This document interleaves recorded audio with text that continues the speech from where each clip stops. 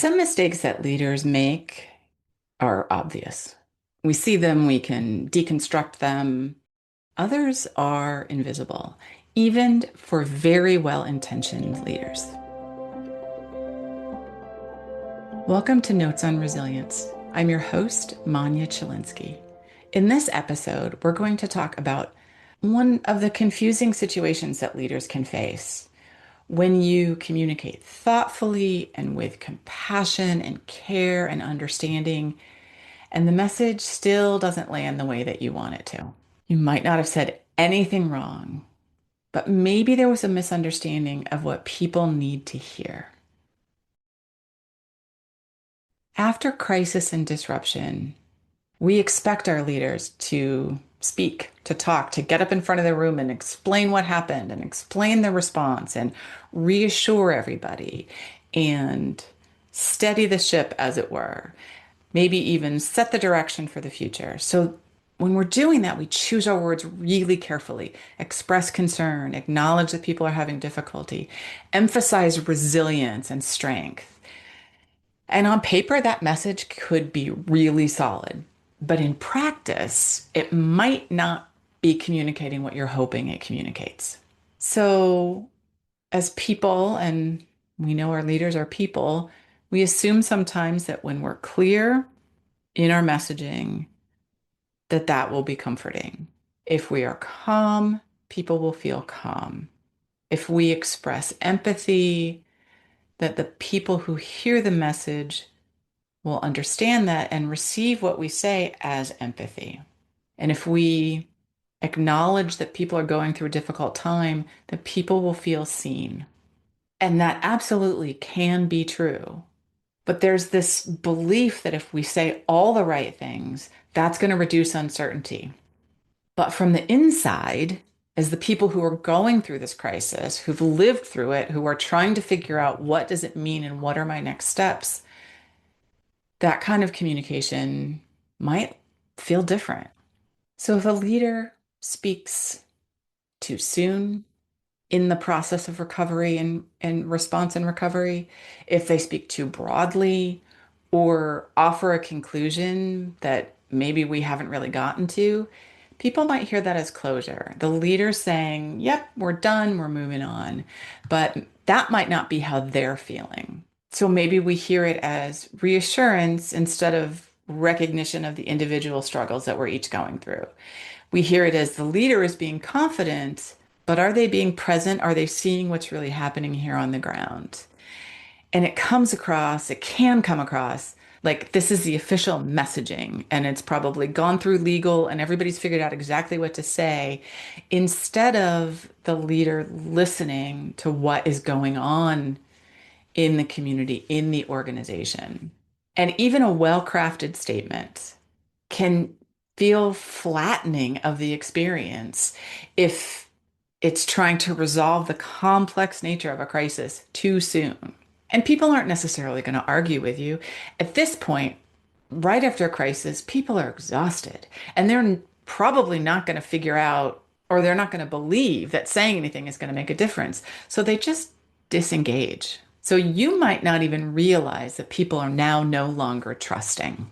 Let's ground this in a real example, something that almost everyone listening lived through in some way.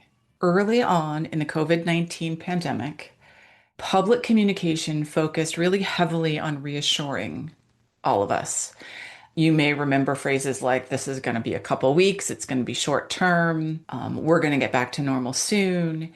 And those messages were delivered by our leaders calmly, confidently. And the idea was, this is a big thing. There's a lot going on. We don't want people to panic on a massive scale. And I think at the time, people thought, projecting that certainty was the way to help people cope. But what those messages did unintentionally was set expectations that, as we know, were not met by reality. This was a fast moving situation and things changed a lot. And it was difficult as a member of the public to understand how that change was happening and what that meant for us. And the weeks stretched into months, and we know the months stretched into years.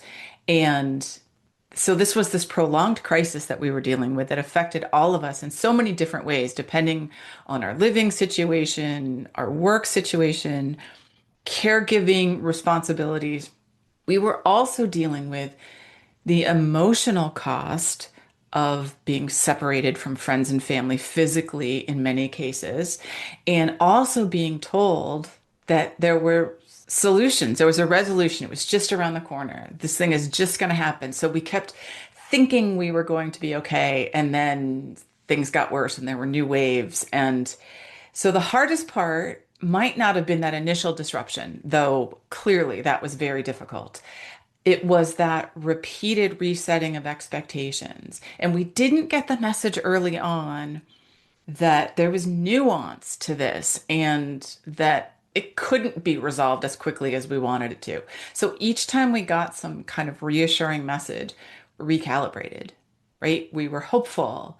We thought, okay, I only have to do this for X number of days or weeks more.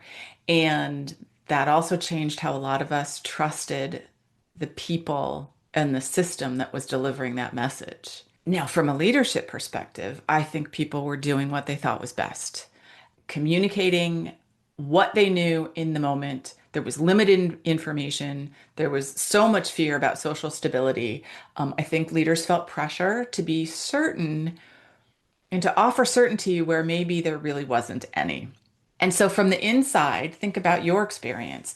It felt different, right? There was this gap between what we were being told was going to happen and what we were living. And that eroded trust. And there was a point when a lot of people stopped believing what leaders were saying. And it's not because they were lying, it's because the story kept evolving and the science kept evolving. But maybe the language wasn't as open, or maybe it was closing off the story before the story was really closed. And that's a classic example. Leaders were saying what we believe to be the right things. They were calming, they were responsible, but it still caused harm. And not because offering people reassurance is the wrong thing to do, but when you offer reassurance and you don't leave room for the complexity of a situation or the uncertainty, people feel gaslighted. Like, oh, you're saying that my experience of this, which is uncertain and fearful, is not real because you're saying I should be okay. So when we feel pressured by leadership or someone in a leadership position, almost like telling us we're supposed to pretend we're not feeling what we're feeling, or we're supposed to override it, or we're supposed to be strong when we're not feeling it, we don't usually protest things like that. You disengage, you stop listening, and you stop believing future messages. And you stop believing that anything they tell you is going to really match with your own lived experience. And that is the cost of communication that prioritizes stability over being truthful about very real uncertainties. Survivors, people who've gone through crisis, gone through tragedy, gone through a natural disaster, can be highly attuned to language and word choice. Not just the words that you say, but when you say it and how you say it. So reassuring people too early can feel dismissive, like you're not counting everybody's experience. If you're offering optimism, but you're not giving space for the reality of people's different experiences, that feels like pressure to conform, to believe the thing that the leader said we're supposed to be feeling. And as a survivor, I can tell you, I listen to leaders when they're talking in the aftermath of crisis. Are they making room for the uncertainty and the confusion and the fear? Or are they trying to manage the situation and pretend that those things don't exist? And I notice when that messaging closes a door instead of saying, hey, we're here, we're open, we're listening. And this isn't intent. In a crisis, everybody's dealing with their own emotions and their own feelings and their own experiences. And as leaders, in an organization or community, you are expected to deal with those personal things as well as protecting your citizens or your workforce and communicating with them effectively. So the issue isn't intent. Leaders can absolutely want to do the right thing. Sometimes it's simply timing or it's simply word choice. When leaders over index on the messaging, they often under index on listening. And for the person who is being spoken to, you can feel managed rather than understood or met where we are in that moment. So I'm not going to talk to a leader who makes me feel managed, who makes me feel like I'm supposed to be over whatever it is. Because if I'm not and I'm still uncertain, I don't trust that that's going to be met with care and empathy. I'm not going to ask questions. And it's going to feel like, okay, this complexity that I'm dealing with, these difficult emotions, this confusing time, it's inconvenient for you, the leader. So I don't want anything to do with it. I don't want anything to do with you. You might think the communication succeeded because you said the message, you said the things that you felt you needed to say in the moment, but it might cause people to disengage. So effective leadership communication after a disruption is less about resolving everything. There certainly may be some things that you can decide and resolve, but there are other things that are more, you need to just hold them and let them be and sit with the discomfort. So, leaders who can do that, who can sit with that discomfort and build trust, they talk about the uncertainty. They talk about the different levels of response and they don't rush to fix it. And they leave space for whatever people are feeling. They don't close the loop and say, this is how we're feeling or this is what we believe.